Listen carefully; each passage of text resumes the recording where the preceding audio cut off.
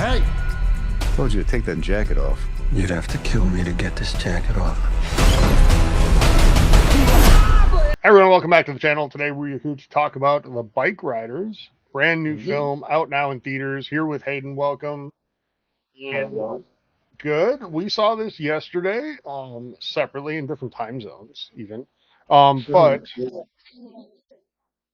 But both saw afternoon showings, which I think for both of us felt weird to go to a film like this in mid afternoon. I went early. I went at 1:15 p.m., Yeah. which was, I usually get up I know, that's like really early. That's like having breakfast at the movie theater for you. So the weirdest I think for me is I went and saw Oppenheimer at 10 a.m. last year. But that's because I was doing Barbenheimer, right? So I had to get both of them in, and so I did Oppenheimer at 10 a.m. and I did Barbie at like 2:30 or something. Yeah. I had a good side for you. I had a really interesting,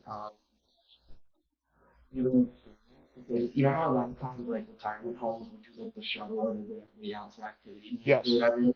So there was a group of people from the retirement home that all came to this showing. And so it was like one person who was there solo. I figured probably from review like it was me and my partner, then just like 12 to 14 seniors and like standout. Fantastic. Did they like it? Were you able to gauge whether or not they enjoyed it? So when I was in the bathroom, Sophia over, all of the seniors were not. Okay. That's unfortunate. It's their time though. It's like their moment in the summer because this week they get Bikeriders, which I think a lot of people like that thought was right in their wheelhouse.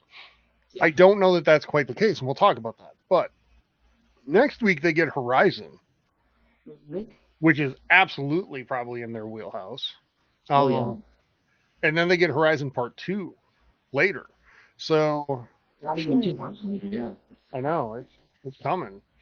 So I go to a Marcus theater, and the guy like Greg Marcus always does like the funny, quirky video right beforehand. The CEO guy being like, "Hey, I'm just like you. Thanks for coming to the movie," and all that. And now like he changes them seasonally, so every 4 seasons, 4 seasons of the year, there are 4 different versions. And because I go see a lot of these, I see a lot of them and him. And now he has a special one though, where he's sitting with Kevin Costner, talking about how Horizon is a movie that you must see in theaters. It's meant for the big screen and all of these things. And I immediately thought of Steven on our team because I'm like, when Steven sees this, or if he did, he would roll his eyes so hard.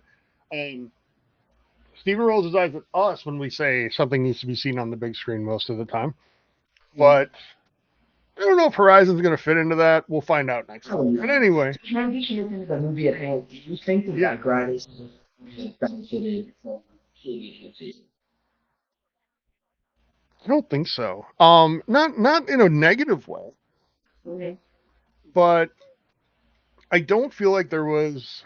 I guess one of the things I look for that big screen experience is like the spectacle factor of it, And I'm not sure we had that here. I think this was a movie that is strong because of the character work in it and the characters in the story. And I feel like that comes across whatever you watch it on. But I don't know. What do you think? Did you benefit? I mean, I can understand the sound purposes, the motorcycles and everything. Yeah, that was what I was going to say. The sound of motorcycles, when you get like the occasional very rare gunshot, right? It was cool. So just violence in the movie, or even hearing those like classic, maybe 60s classic rock songs. Like I think the sound, I think everything, I think the sound design was honestly really good. I do too.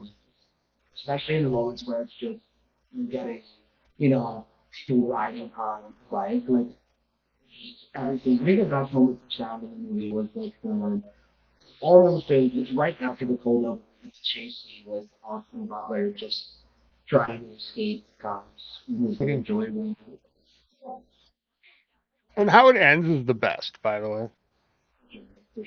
So, we'll get into that when we get into spoilers here in a minute. But the I felt like the score here too also really benefited the film, and because it was fairly minimalistic, I think letting the performances carry the emotion of this was a good choice, For and sure.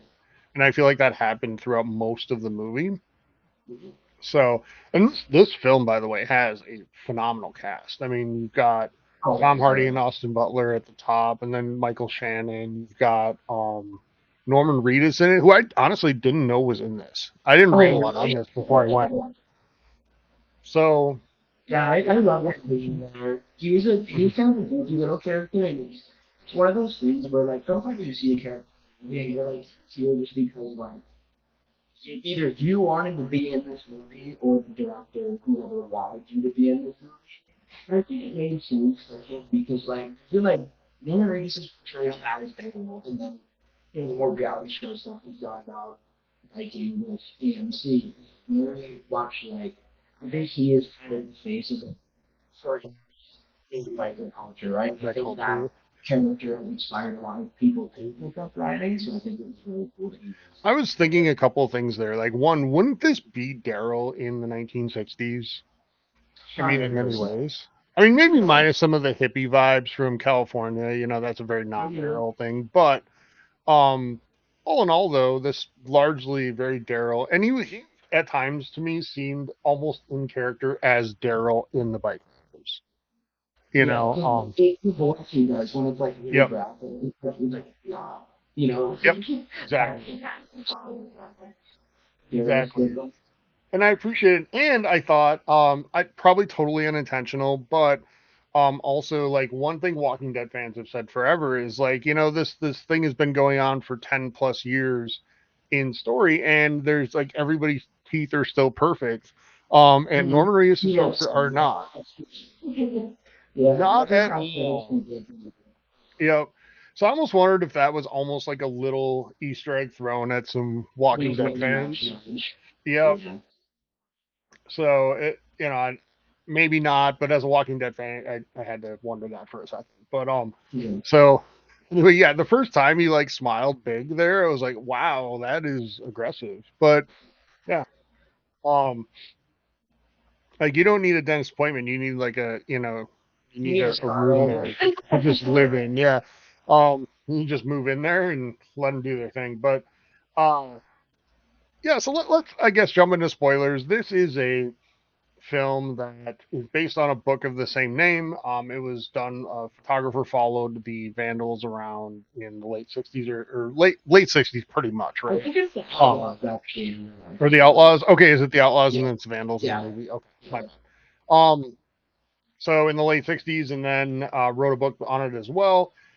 And there's in the film follow-ups from the '70s that are more like where are they now type thing, but looking back and telling the story in retrospect. So we do right away meet Austin Butler in a bar. Um, it's one of those opens where it's like we're showing you something from kind of the middle of the movie to start out with, Yeah. and we'll come back to it. But it did a really good job of showing Austin Butler's character Benny right away and giving Yeah. us an idea of who this character is. He is the quintessential like rebel, almost without a cause, right? Early. And I feel like in that is going to appeal to a lot of the generation. I'm glad you brought up that like the seniors came to this because I feel like in their youth these were the rebels, right? These were the people Sure. that were rebelling against mainstream Yeah. culture. Right.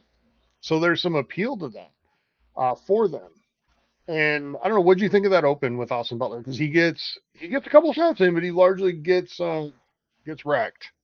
I love it. I mean, it was a really good character moment introduction. Like, they showed it a lot. Which is really good and all that. So you learn those things. There's the level where two regular bar approach him. Like, you can't get cars just take away. He's like, you have to kill me to get this chapter off. And he's like, shit, I jumped. So, and honestly, like, even the way it was shot, it's had a lot of humor to it, oddly enough, especially when it's this frame where it's like right before the impact connects, right? He's got to get the shovel in the back of the head and get a sleeve strap and then a couple seconds of dialogue and then the title card. And I thought, like, especially in the beginning of this movie, like, there's a tone to it I wasn't expecting where it's like really funny, like getting like audience reaction, like several folks laughing out loud because they're not funny, which I didn't expect at all. Yeah, same. And I think especially like learning one of the things that made me like smile or laugh a couple times was learning the origins of this group. Mm-hmm. Like essentially these aren't like a lot of, the rebellious types or whatever. These are like a bunch of family men who are honestly kind of stuck and bored in a lot of cases that like form this club, right? And it starts as a bike racing club and then they Yeah, split and right. They turns very into much become this hobby. You know, yep. it's essentially a fan club. They're just like you're just getting together to race, to hang out, and talk about motorcycles. It's very much social, and you see the organized crime that you expect to see from this kind of movie and these kind of groups. And you see how that starts, and it's kind of like tragic, honestly, right? I think that's where a lot of the disconnect is going to come from. And I think a lot of people are coming into this movie like going to expect the solid, you know what I mean? And this is very much not that. If anything, it's like it's very anti that kind of biker, and it shows how that happened in a way that is kind of devastating, but it kind It of really frustrating is. time. Yeah, because the original group, like that wasn't their thing. Like they had no problem, like throwing down and fighting with some people, right? Like that Mm-hmm. was their thing too. But I feel like the crime piece of it, all of that, originally Mm-hmm. wasn't them.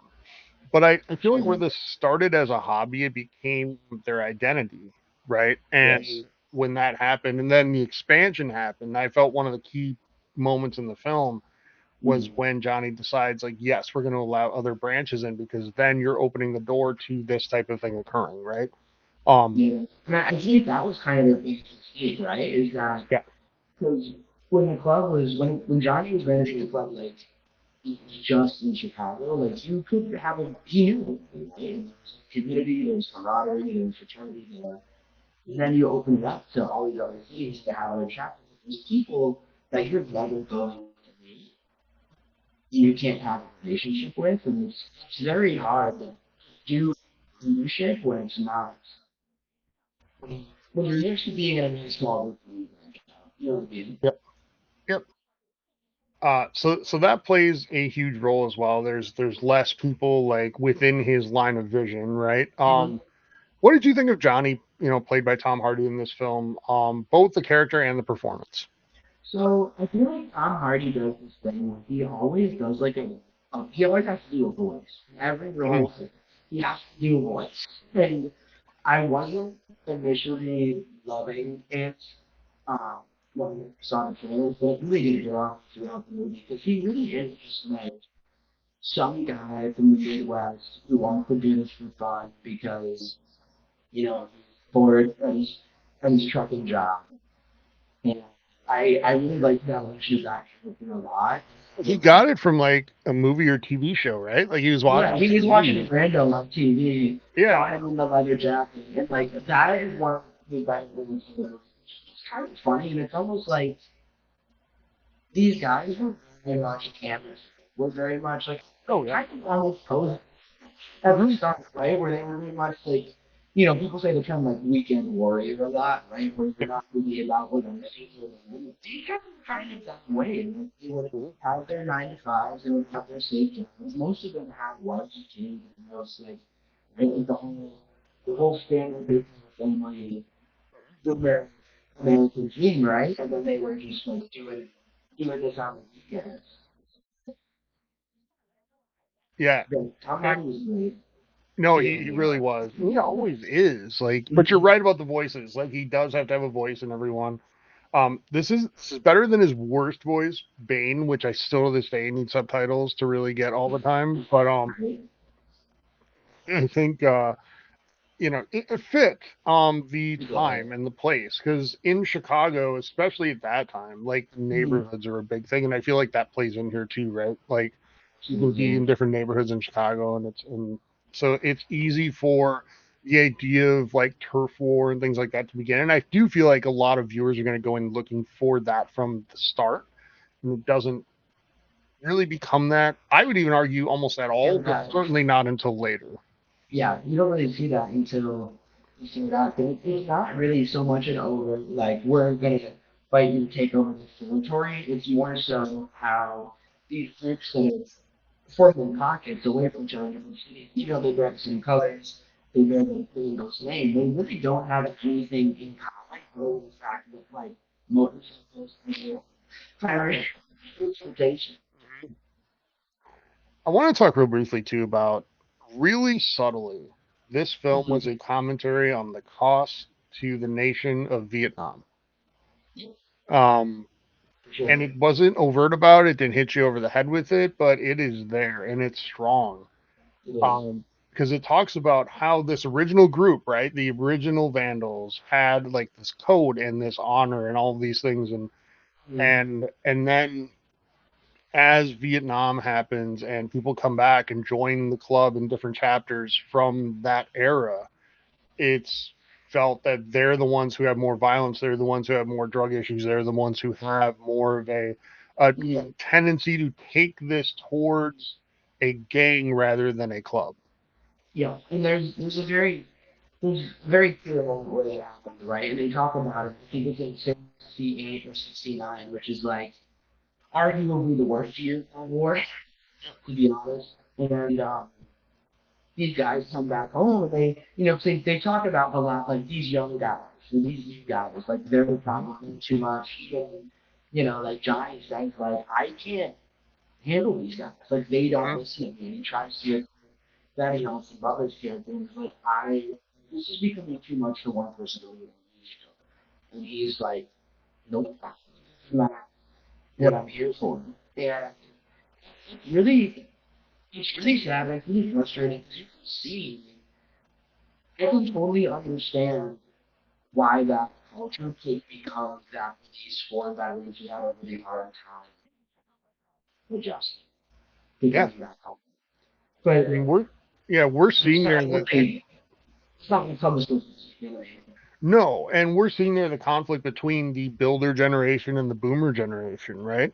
Which now looks very similar to the boomers versus like Gen Z today, just in a very different way, right?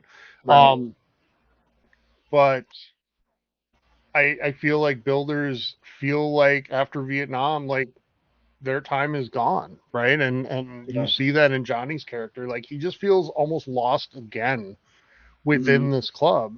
He built this club to feel a sense of belonging, and I think that theme is hit on a lot in the first two acts. Like people want to Absolutely. belong to something, Mm-hmm. and that is the appeal for everyone here. But then after this event, and these people who are very strongly impacted by it come home, it's Mm-hmm. like they feel like they don't belong again, Yeah. and I feel like that results in a lot of anger and For sure. resentment, Both not ways. just for both ways. Yep, and you see that like play out.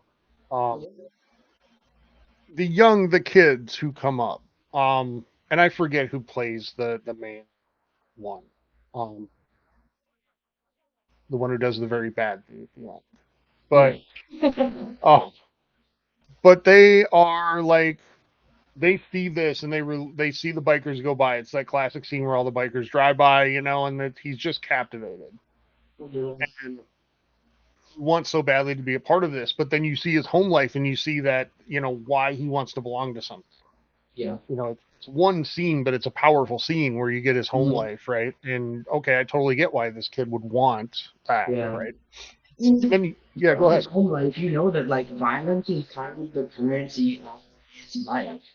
It's very much what things revolve around. He has it's such an interesting dynamic because it really flips this trope on its head, right? Because a lot of times this will happen in media, but also unfortunately in people's real lives, where it's like you've got a stereotypical drunk guy who's beating crap out of person beating up the kid.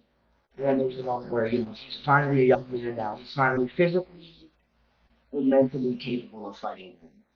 Mhm. And he does that. He very violently, like, he beats the shit out of his dad and his children. Like, Mhm. it's rough. And you would think, stereotypically, the way that that would go, if a man would be like, oh my god, thank you so much, and run into his arms, hug him, cry, whatever, right? And instead, she's also like, how dare you? And she throws the plate. And it's just like, oh my god. And that was I think that there's two main scenes that particular character kind of where you kind of, and it's really great, honestly, visual storytelling because there's very little dialogue in it, which is a caveat it's about its facial expressions. Because when you go to mention with the scene where he rides all of the, where he's watching all the guys riding away, like, just happen. And it's like, an older guy who comes up in a car, like Silent Generation, probably, right? In the car behind him, he's honking the horn. He's like, what the fuck, get out of traffic, you're walking away. And he takes the wrench from, whatever he's working on in his shop and he smashes the guy's right. And Which then is, threatens to come around. Yeah. right, and that's so unlike what you've seen from, the point is while they, like, it's weird because they obviously have been violent at times to that point, but it's almost consensual. You know what I mean? Where it's like the main violence we see in the point is the fight Tom Hardy has with the guy who challenges him. Hmm. And that was like something they both agreed to. It was planned. It, it was very much And like a duel. I think that's important to note because when we get to the end of the film, like we see another of these, and we see how in those two scenes compared how the code of honor or whatever has completely like disintegrated, Yeah. right? Over that time. And you're right. Like there's a scene at the one of the picnics or whatever too, where two of the groups, like the Vandals and another, get into this massive fight, and then they're like drinking together later and talking and smiling, and they're getting along fine. Like they can move on. Yeah. But I feel like we see too with like the Boomer generation growing up, there was so much angst and so much like um just this feeling of rebelliousness that I think is Mhm. portrayed really well by some of the characters in this movie. Yeah. And I think Austin Butler's one of them, and I think this younger character too. And I apologize for forgetting the name, but I think that those two in particular really demonstrate it well. You talked about doing it without dialogue too, and I want to talk Austin Butler's character for just a second, but he doesn't say much in this movie. No. Right. It is a performance driven by his non-verbal acting skills, which are shown off to be amazing, by the way, Oh and yeah. just the way he carries his character. And I just feel like it is such a like he's having a good year. We'll just put it that way. For sure. He's had a couple roles that aren't very dialogue heavy, but are very memorable. Yeah. Between this and Billy Ross and the big two. Yep. So I feel like that. Tom Hardy, I think, is going to get a lot of love in Oscar circles, but I don't want to overlook Austin Butler's performance here because I think it is very Yeah. strong. Also Michael Well, Shannon, like let's call that out real yeah, quick.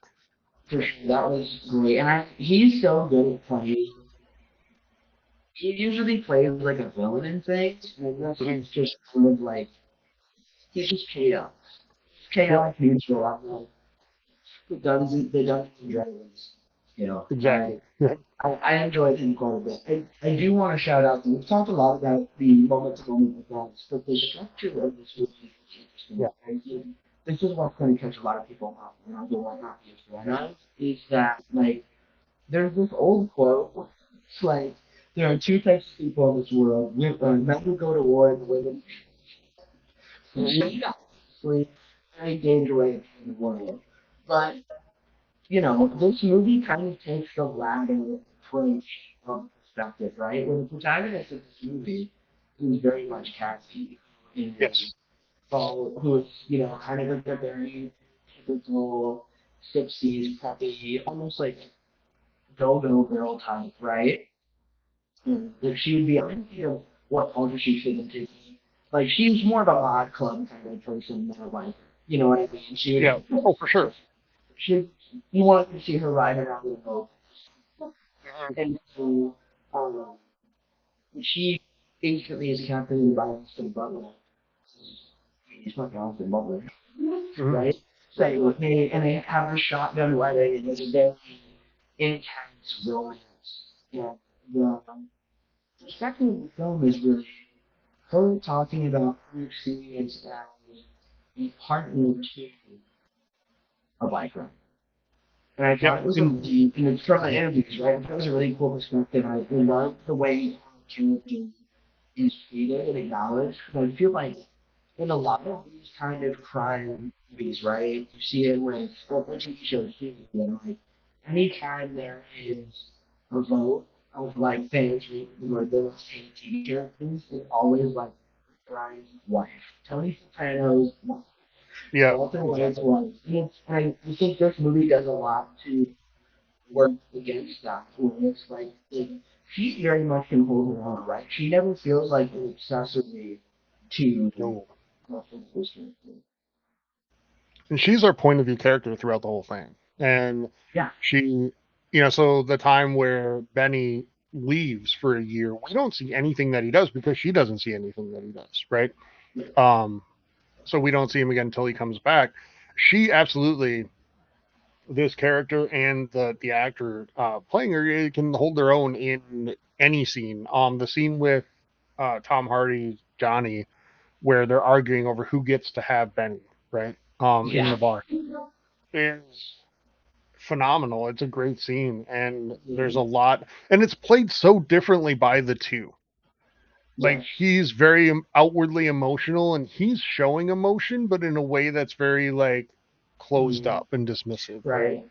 And even he's like, it's a ridiculous assumption to think that I have control over him or that you do. Yeah. Because no matter what either of us want, he's going to do what he wants. He's that kind of person. It's honestly a really cool visual when you think about the fact that the first time she goes into that bar, she's meeting her friend from college, I think is what they are. And it's like, it's biker night, like it's all vandals everywhere except for her girlfriend. And she is like terrified. Like she's trying to get out several times. And then this time she comes into this bar and she's not afraid of any of these people. Nope. Because she knows them. There's some camaraderie and some respect and things there too, right? Where like Johnny very much treats her like like where they call as well. Mm-hmm. And I kind of appreciated that, but I feel like obviously there's essentially what they're doing is dirty ways, but they do very much feel like a lot of the members of especially the original Chicago chapter, like respected their wives and their partners and their children as also wanting to be a part of this culture. And there's a really cool scene where one of the members passes away when they show up. The wife and show the function of the funeral. His parents don't want him there because they believe their child. And they're like, he would still be here if it wasn't for you guys. But it's not just the guys that are there. All of the wives and some of their kids came over to support them. And it's a really powerful image that you don't get. And I think in this kind of movie a lot, and I feel like the things that I'm liking about it, a lot of things that I keep are going to turn a lot of people. So I think it's very much like not as extreme, obviously, but kind of a Civil War situation where you market this movie to be one thing to get certain people in seats. And they show up, and it's not the movie story. And I understand Right. that you got to kind of necessarily go in and market a movie with Sure. double-digit million price tag, Yeah. but I think that's why you're seeing such a disparity between um, critics and just fans. An About audience. the movie. Yeah. Yeah. Yeah. I would agree. And that scene as well, like going back to the bar scene, she is arguing that she wants what's best for Benny, and what's best for Benny is her like changing him, which she does admit to wanting to do, right? Yeah. Um, It's whereas happening all. Whereas Johnny is is saying what's best for Benny is allowing Benny to do what he wants to do. Mm-hmm. And not trying to stop him. And I think that's why Benny continues to gravitate back to Johnny all the time. Mm-hmm. Is Johnny in a way represents that freedom to him or the Yeah. ability to have it. And Mm-hmm. that doesn't change until he sees the cost to Johnny. Yeah. Right. And when he understands that, then it changes for him. Mm-hmm. So but yeah, I wanna let's see what else should we hit on here. We talked characters, we talked these individuals. What do you think about how it wraps up? So we get into the third act. There's no massive like action scene, fight it out moment or anything. There's none of that. It's I think it makes sense. we kind of do, but Mm-hmm. we think we are, but then we don't. It is we see another challenge to Johnny's leadership. This time from our young bike riders led by this young individual who had the violence in the home and all of that, and was originally turned away by Johnny in a moment where weren't you like almost wanting to scream at the kid like this is a test when he's telling you to leave your friends behind? Oh, dude, Um, 100%. Yeah, yeah, he shows up and he's like, we rode in from Kansas City. We rode in from here. We want to be with you. And so I talk to him, and Johnny's like, you can't, your friends can't. He's like, all right, sorry guys, let's go to the bar. And just meet up. And he's like, I think I was like, what kind of piece of shit leaves their friends? right, yeah, He's like, get the hell out of here. And then you mhm, see that was very much like a you are not stand for. You don't understand what this is. yep, And then he pulls up in the bar, months if not years later. He's like, I'm available now. I joined the Milwaukee chapter. And you're mhm, just like, this thing got too big. We lost the plot. yep. So he's like, I'm now challenging you, which is in the rules, bylaws, whatever, that anyone can challenge the leader, Johnny, at Right. any time if they disagree. They So he choose fists challenges or him. knives.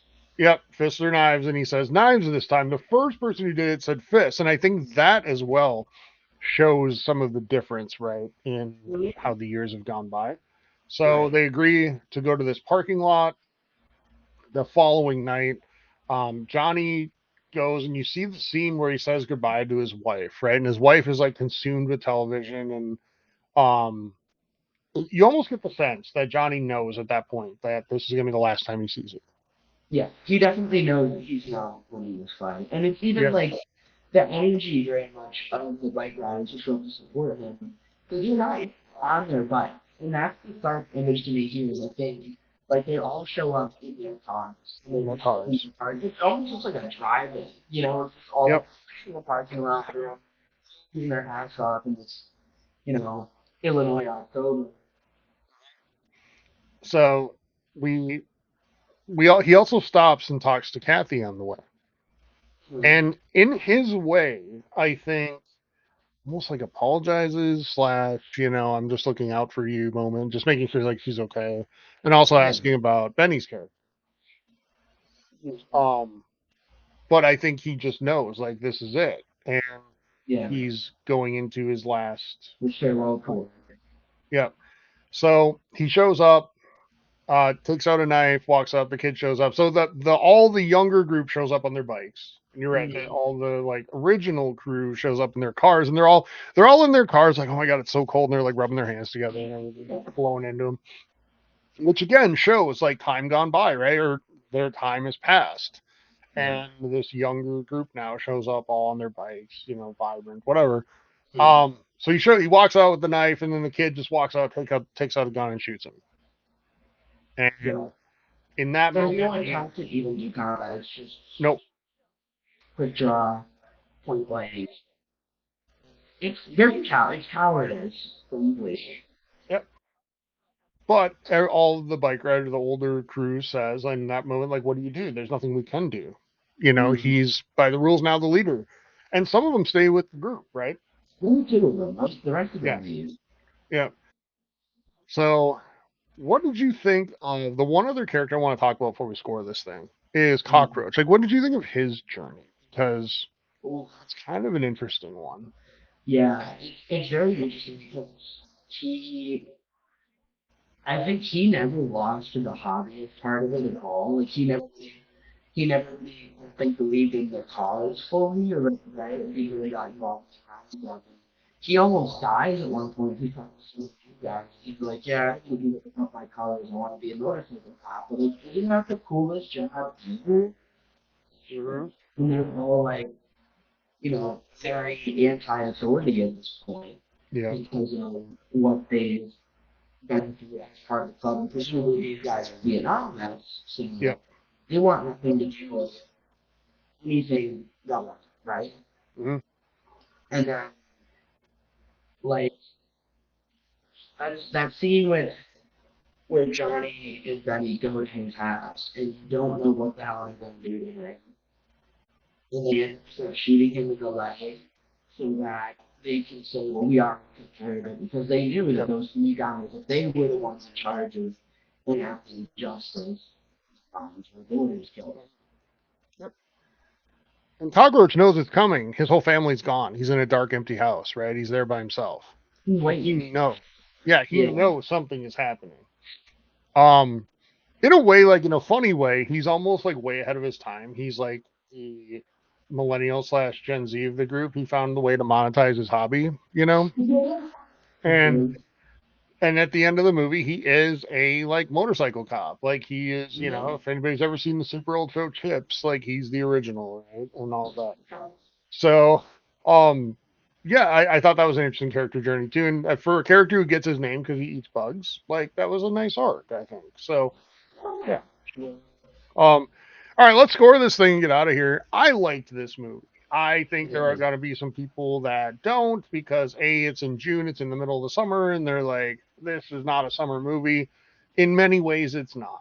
But the acting here is superb, and on many fronts. Like I feel like we've talked about Tom Hardy and Austin Butler here a lot, and they're not the only ones. Like there are so many great performances throughout this, and I don't know the character work, the storytelling is great. It's just a yeah. good story. I don't know about a ton of rewatchability here, Hayden. I don't think so. Yeah, this is one of those movies that I really enjoyed, but I don't know if I'll ever see it again. Yeah, I don't know that I'll need to.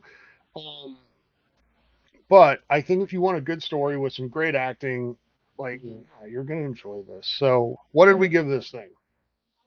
And hey, Okay. it's a really great time. It didn't change my life or blow my mind or anything. It's certainly not the most impactful movie I've seen this year, but I had a really good time.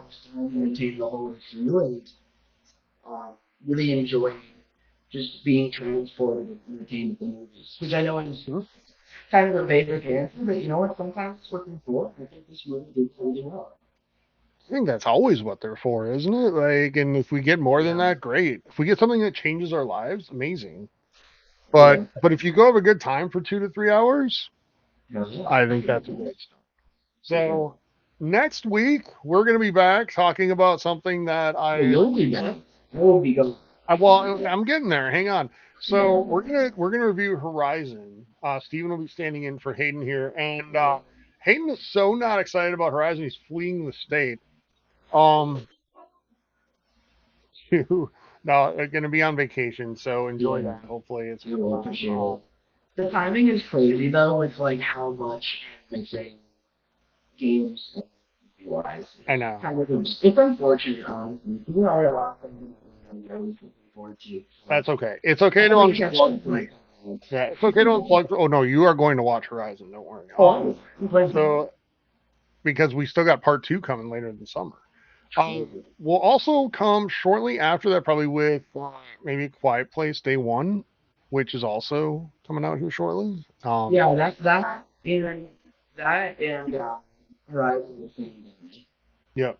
So So I think the one I'm most excited for to come back to is not the that's I already booked my ticket yeah, for we're yeah, halfway. that's July 4th week, and that is so we get Maxine, and then we get the Beverly Hills Cop 4, Beverly Hills Cop Axel F, or whatever we're calling And Despicable Me for on the Despicable Me second. 4, which I'm not sure is right in our wheelhouse, but hey, it is going to be maybe the biggest movie of the summer because Inside Out 2 is absolutely crushing in box Oh yes. office.